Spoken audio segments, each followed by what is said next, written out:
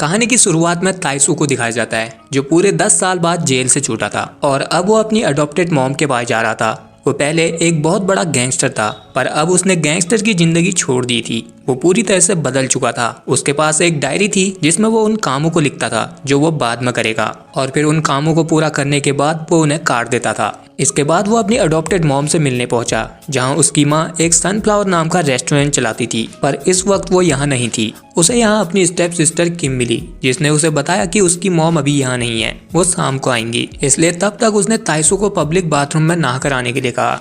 इसके बाद ताइसू नहाने के लिए पब्लिक बाथरूम में चला गया जहां वो अपना सामान रखने के लिए लॉकर खोलने लगा तो वो उसकी चाबी को देखकर कंफ्यूज हो गया और बार बार उससे लॉकर को खोलने लगा, जिसे ऐसा करते हुए देख पास ही में एक बैठे आदमी को परेशानी होने लगी और वो ताइसू के ऊपर चढ़ गया। वो उसे भोला वाला समझकर उसे धमकाने लगा, लेकिन जैसे ही ताइसू ने अपने कपड़े उतारे तो उसके टैटूज को देखकर उस आदमी का मुंह निकल गया। ताइसू की शक्ल भले ही मासूम थी पर उसके टैटूज से पता चल जाता था कि वो एक बहुत बड़ा गैंगस्टर है। इसी बीच दूसरी तरफ कुछ गैंगस्टर एक लड़की को बीच रोड पर धमका रहे थे जिसे पुलिस वाले भी देख रहे थे, पर उन्होंने इस बात को ऐसे इग्नोर कर दिया जैसे आप लोग सब्सक्राइब बटन को करते हो। तो जल्दी से चैनल को सब्सक्राइब कर लो यार। खैर, ये गैंगस्टर शहर के दो सबसे बड़े गैंगस्टर चैंग और यांग के आदमी थे जिनके ऊपर पॉलिटिशियन पुनू का हाथ था। इसी वजह से पुलिस वाले भी इनकी गुंडागिर्दी को इग्नोर कर रहे थे। इसके बाद चैंग को दिखाया जाता है जो अपने आदमियों के सामने चौड़ा हो रहा था, पर तभी यहाँ उससे मिलने ताइसू पहुंच गया जिसे देखकर चैंग थर-थर कांपने लगा क्योंकि ताइसू उसका पुराना दोस्त था और उसे पता था कि ताइसू कितना बड़ा खतरनाक गैंगस्टर है, इसलिए वो यहाँ उससे बड़ी इज्जत से बात करता है। पर ताइसू तो यहाँ बस उसका हालचाल जानने के लिए आया था। जिसके बाद वो शहर के दूसरे गैंगस्टर यांग से मिलने के लिए पहुंचा। चैंग और यांग दोनों ही पहले ताइसू के आगे पीछे घुमा करते थे, पर अब ताइसू पूरी तरह से बदल चुका था जिसे देखकर यांग भी हैरान था। इसलिए उसने अपने आदमियों को ताइसू पर नजर रखने के लिए कहा क्योंकि वो जानना चाहता था कि जो ताइसू पहले पूरे शहर पर राज करता था वो आज इतना सीधा और एक आम जिंदगी क्यों जी रहा है। इसके बाद शाम को ताइसू अपनी माँ के रेस्टोरेंट में पहुंचा जहां उसकी माँ उसे देखकर बहुत खुश हुई। भले ही ताइसू उनका सगा बेटा नहीं था पर फिर भी वो उसे अपने सगे बेटे की तरह मानती थी। अब यहाँ सबसे पहले ताइसू उनसे अपनी गलती के लिए माफी मांगता है जिस वजह से वो जेल में गया था। वो वजह क्या है वो हमें आगे पता चलेगी। इस पर उसकी माँ कहती है उसने बहुत पहले ही उसे माफ कर दिया है। वो ताइसू के आने से बहुत खुश थी और उसे बहुत प्यार करती थी, पर उनकी बेटी किम को वो कुछ खास पसंद नहीं आया। वो उसके भोले वाले चेहरे को देखकर उसे कमजोर और डरपोक समझ रही थी। फिर रात में सोने के टाइम ताइसू ने डिसाइड किया कि वो अब से ना किसी से लड़ेगा, ना शराब पिएगा और ना ही कभी रोएगा। फिर अगले दिन हमें पॉलिटिशियन पुनू को दिखाया जाता है जो मार्केट में अपना प्रचार और लोगों से झूठे वादे कर रहा था ताकि वो लोग उसे वोट दें, पर असल में तो वो बहुत बड़ा कमीना था। वो गरीबों को छूने के बाद टिश्यू पेपर से अपना हाथ साफ करता था और उसका असली मकसद तो इस पूरे एरिया को अपने कब्जे में करना था। दूसरी तरफ उधर ताइसू पुलिस स्टेशन में सिग्नेचर करने के लिए गया था जहाँ उसके पास एक पुलिस ऑफिसर आया जिसने ताइसू को शहर छोड़ने की सलाह दी क्योंकि वो पहले एक गैंगस्टर था जिस वजह से वो कुछ लोगों की आंख में खटक रहा था। पर ताइसू ने उसे समझाया कि वो अब बदल गया है और वो एक अच्छा इंसान बन के रहना चाहता है। जिसके बाद ताइसू डॉक्टर के पास अपने टैटूज को निकलवाने के लिए गया क्योंकि टैटूओं की वजह से उसे लोग गैंगस्टर समझ रहे थे और वो बेफालतू में उससे डर रहे थे। पर डॉक्टर ने उसे कहा ये टैटू वो ना ही निकाले तो बेहतर है क्योंकि उन्हें निकलवाने के चक्कर में वो खुद बिक जाएगा और टैटू के निशान भी पूरी तरह नहीं जाएंगे। इसके बाद वहाँ ताइसू की माँ पुनू के पास गई जहाँ पुनू उनका सनफ्लावर रेस्टोरेंट खरीदना चाहता था क्योंकि वो उस जगह पर मॉल बनाना चाहता है। उसके आसपास के सभी लोगों ने उसे अपनी जमीनें दे दी थी, पर ताइसू की माँ अपना रेस्टोरेंट किसी भी हालत में बेचना नहीं चाहती थी। लेकिन पुनू मानने वाला कहाँ था। वो किसी भी हालत में ताइसू की मॉम के रेस्टोरेंट को अपने कब्जे में करना चाहता था। अब अगले दिन ताइसू को एक गैरेज में नौकरी मिल गई जहाँ वो बड़ी मेहनत से काम करने लगा। जिसे उस पुलिस वाले ने देखा तो वो पूरी तरह से हैरान था। उसने अपने साथी को बताया कि जब वो ताइसू के साथ स्कूल में था तो वो उसे बहुत बुली करता था और फिर वो बाद में एक गैंगस्टर बन गया जिसके आगे पीछे चैंग और यांग दोनों ही दुम हिलाते थे। उसने बताया कि ताइसू जब शराब पी लेता था तो वो एक जानवर बन जाता था जिसके आगे कोई नहीं टिक पाता। एक बार उसे अकेला देखकर उस पर 6 लोगों ने हमला कर दिया था, पर ताइसू ने उन्हें अकेले ही कुत्ता बनाकर मारा। ताइसू के जेल जाने के बाद सबको लगा था कि चैंग और यांग दोनों ही शहर पर राज करेंगे, पर वो दोनों सिर्फ पॉलिटिशियन पुनू के पालतू कुत्ते बन के रह गए। अब अगले दिन ताइसू अपनी बहन किम को लेने के लिए उसके कॉलेज में गया जहां उसे किम की इंग्लिश टीचर ने पहचान लिया। दरअसल वो दोनों ताइसू के जेल जाने से पहले रिलेशनशिप में थे। वो उससे जेल में मिलने के लिए भी आती थी, पर ताइसू उससे मिलना नहीं चाहता था क्योंकि वो चाहता था कि वो अपनी लाइफ में आगे बढ़े और अब ताइसू खुश था कि वो एक टीचर बन गई है। जिसके बाद ताइसू किम को लेकर यहाँ से चला जाता है, जहाँ रास्ते में किम को एक मीडिया प्लेयर पसंद आया, पर वो उसे खरीद नहीं सकती थी क्योंकि वो बहुत महंगा था। फिर ये दोनों जब दुकान में सूजी खा रहे थे तो तब इधर किम का आशिक आ गया, जिसने किम को ताइसू के साथ देखकर ताइसू को मारना शुरू कर दिया। किम उसे पसंद भी नहीं करती थी, लेकिन फिर भी वो उसके पीछे पड़ा था। ताइसू ने ना लड़ने की कसम खाई थी, इसलिए वो कुछ नहीं कर रहा था। और यहाँ किम का आशिक उसे कमजोर समझकर उसे अपने आदमियों के साथ बहुत कूट रहा था, जिससे ताइसू की शर्ट फट गई। और फिर जब इन लोगों ने उसके टैटूज को देखे तो इनकी सारी हेकड़ी निकल गई। जिसके बाद ताइसू किम को यहाँ से ले गया। दूसरी तरफ वहाँ पॉलिटिशियन पुनू ने चैंग को सनफ्लावर रेस्टोरेंट बंद करवाने के लिए कहा, जिसके बदले में वो उसे शहर के सबसे बड़े नाइट क्लब को दे देगा। जिसे सुनने के बाद चैंग अपने आदमियों के साथ तुरंत सनफ्लावर रेस्टोरेंट में पहुंच गया और वहाँ तोड़फोड़ मचाने लगा।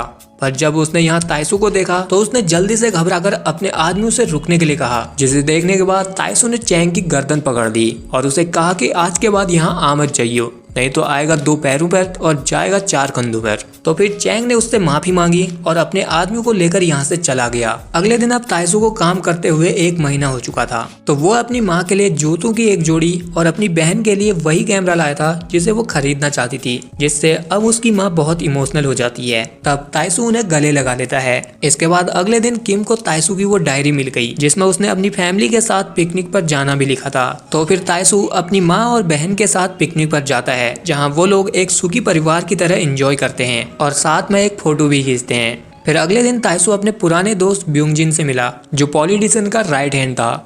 उसने ताइसू को पुनू का पूरा प्लान बताया कि वो उसकी माँ का सनफ्लावर रेस्टोरेंट खरीदना चाहता है, क्योंकि वो वहाँ पर एक मॉल बनाना चाहता है। पर उसकी माँ किसी भी हालत में अपना रेस्टोरेंट बेचना नहीं चाहती है, इसलिए पुनू उनके साथ कुछ भी कर सकता है। तो वो उन्हें संभल कर रहने के लिए कहता है। अब अगले दिन चैंग पुनू के कहने पर फिर से अपने आदमियों के साथ सनफ्लावर रेस्टोरेंट में पहुंच गया, जहां वो तोड़फोड़ मचाने लगा और उसने ताइसू की मां को भी धमकाया कि वो अपना रेस्टोरेंट बंद कर दे। तभी इधर किम भी पहुंच गई, जो ये सब देखकर सीधे ताइसू को बताने के लिए गैराज पहुंची और उसे सारी बात बताई, जिसे जानकर ताइसू तुरंत रेस्टोरेंट पहुंचा। तो वहां से चैंग अपने आदमी को लेकर जा चुका था और उसकी माँ रेस्टोरेंट की सफाई कर रही थी, जिसे देखने के बाद ताइसू पॉलिटिशियन पुनू के पास पहुंच गया, जहां उसने पुनू से रिक्वेस्ट की कि उसकी माँ का रेस्टोरेंट वो छोड़ दे और वो उन्हें परेशान न करे। पर पॉलिटिशियन उसकी बात कहाँ मानने वाला था। उसने उल्टा ताइसू को ही जॉब ऑफर की और कहा अगर वहाँ मॉल बन गया तो वहाँ वो नौकरी कर सकता है। पर ताइसू ने उसे कहा कि वो अपनी नौकरी से बहुत खुश है, उसे उसकी नौकरी नहीं चाहिए। उसने कहा वो अपनी गैंगस्टर वाली जिंदगी को बहुत पीछे छोड़ चुका है, वो उसे मजबूर ना करे कि उसे दोबारा गैंगस्टर बनना पड़े।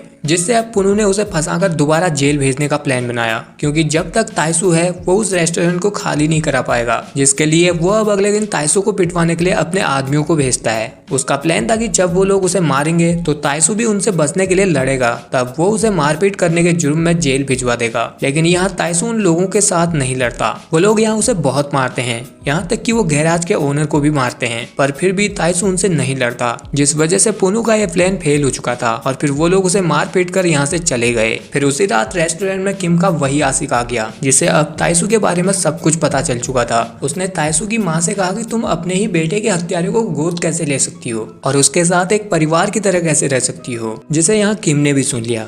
तब उसने किम को बताया कि ताइसू वही है जिसने 10 साल पहले उसके भाई को मारा था, जिसे जानकर किम पूरी तरह से हैरान हो जाती है, जिससे उसे ताइसू पर बहुत गुस्सा आया। उसने रात में अपनी माँ से पूछा कि उन्होंने उसके भाई के कातिल को गोद क्यों लिया। तब उसकी माँ ने उसे सारी कहानी बताई। दरअसल किम का भाई एक बदमाश और नशेड़ी था, जो उस टाइम पर एक लोकल गैंगस्टर के लिए काम करता था और इसी के चलते वो एक दिन ताइसू के साथ भिड़ गया और वहाँ ताइसू उसे जानबूझकर मारना नहीं चाहता था, पर उससे गलती से वो मारा गया। उसके मरने के बाद ताइसू को बहुत पछतावा हुआ। उसने उसकी माँ से रोते हुए घुटनों में बैठकर माफी मांगी, जिसे पछतावे में रोता हुआ देख उनका दिल पिघल गया और उन्होंने उसे अपने बेटे के रूप में अपना लिया। वो जानती थी कि ताइसू कोई बुरा इंसान नहीं है, अगर वो उनके साथ रहेगा तो उसे एक फैमिली मिल जाएगी और उन्हें उनका खोया हुआ बेटा। जिसे जानने के बाद अब किम भी समझ गई और वो ताइसू से मिलने के लिए गई, जहाँ ताइसू ने उससे अभी भी उसके भाई की मौत के लिए माफी मांगी और कहा कि अगर वो चाहती है कि वो यहाँ से चला जाए तो वो यहाँ से चला जाएगा।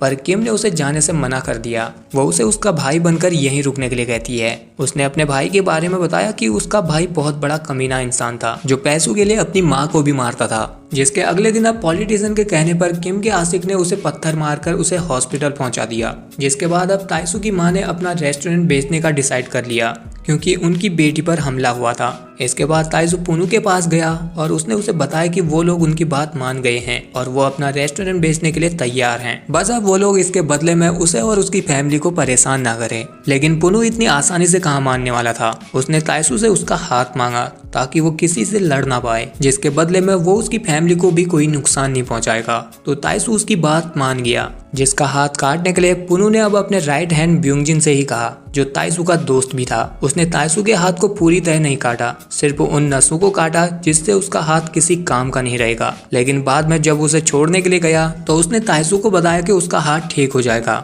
उसने वहां सिर्फ उन लोगों को यकीन दिलाने के लिए ही उसका हाथ काटा था और कहा था कि अब उसका हाथ किसी काम का नहीं है। जिसके बाद ताइसू अपनी बहन किम को देखने के लिए हॉस्पिटल गया और उसने उसे कहा कि वो उसे और माँ को हर हालत में बचाएगा। इसी बीच वहाँ ताइसू की माँ को दिखाया जाता है, जो बहुत दुखी थी क्योंकि उन्हें अपना रेस्टोरेंट बेचना पड़ रहा था। तभी उसके पीछे यांग अपने आदमियों के साथ आ गया, जिसने ताइसू की माँ को जान से मार डाला और फिर जमीन के कागजों पर उसका अंगूठा लगा लिया। उसने ये सब पुनू के कहने पर किया था क्योंकि उन्हें लग रहा था कि ताइसू अब लड़ नहीं सकता। जिसके बाद अब ये लोग ताइसू की माँ को लटकाकर यहाँ से चले जाते हैं ताकि सभी को लगे कि उन्होंने खुदकुशी की है। फिर रात में ताइसू जब घर लौटा तो वहाँ वो अपनी माँ को लटका हुआ देखकर बहुत दुखी होता है क्योंकि उसका अपना जो उससे बहुत प्यार करती थी सिर्फ वही थी, जिस वजह से वो पूरी तरह से टूट चुका था। और अब पुनू ने उनका रेस्टोरेंट भी तुड़वा दिया था। अब इधर पहले तो ताइसू को यही लग रहा था कि रेस्टोरेंट के जाने की वजह से उसकी माँ ने खुदकुशी की होगी, पर तभी उसे यहाँ अपने माँ के जूतों के बीच में यांग के कान की बालियां दिख गई, जिससे उसे यकीन हो गया कि उसकी माँ को यांग ने ही मारा है। जिसे जानने के बाद अब ताइसू ने रोते हुए इतनी शराब पी